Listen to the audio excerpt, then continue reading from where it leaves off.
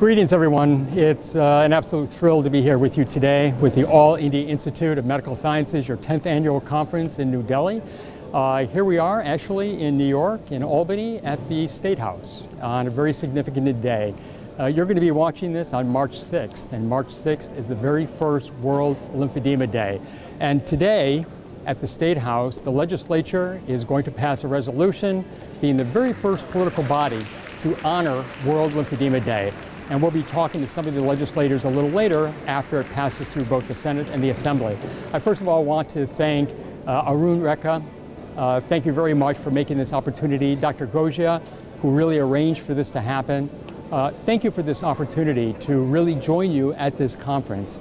Dr. Gojia asked if I could tell you a little bit about the Lymphatic Education and Research Network and where we started, and then the connection between us when it comes to starting chapters in India and also around the world.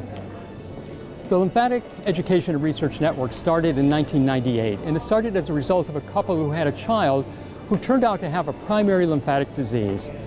In those days, the doctor knew nothing about it, and this mother decided that that was not going to be good enough and began really fighting for lymphatic research and for attention to be paid in this particular area.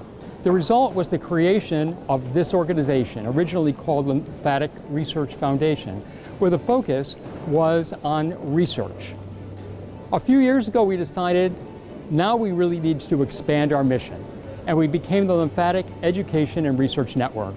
The idea was that we really needed to focus on education and advocacy as much as we were focusing on research. We needed patients to come forward, to come out of the closet, to be verbal about who they were and their disease so they could demand the kind of changes that need to happen.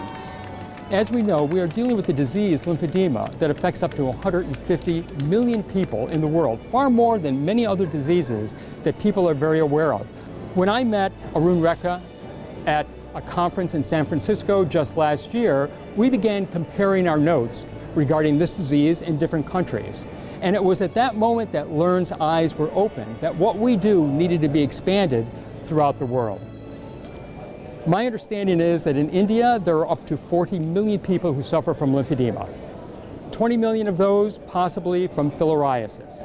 In the United States, we have up to 10 million people suffering from lymphedema. As we well know, as long as you hide a disease, you can't create the critical mass that is necessary to actually create change.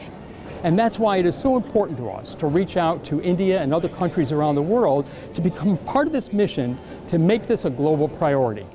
The bottom line is we created World Lymphedema Day, and we look forward to your continued support in making this cause an international priority.